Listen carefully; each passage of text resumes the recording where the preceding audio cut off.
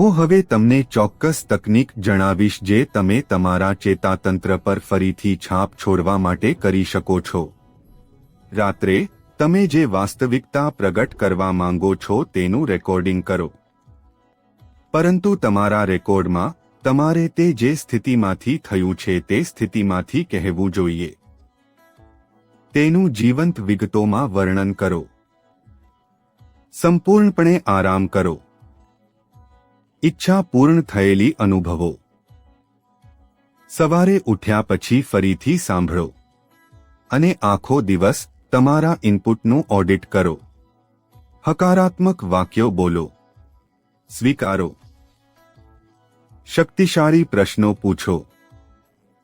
હું તમને કહું છું કે આ સાધના છે. આ આધ્યાત્મિક અભ્યાસ છે.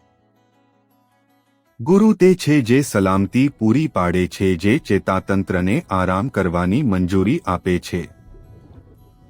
આરામ કરવાથી ચેતાતંત્ર સુરક્ષિત અનુભવી શકે છે, જે પુનઃકામ થવા દેશે. સત્સંગમાં હું એ જ કરું છું. તમને અંતિમ ભાવમાં અભિવ્યક્તિની સ્થિતિમાં મૂકો અને તમારા પરમ આશ્રિતને વારંવાર ફરીથી છાપો.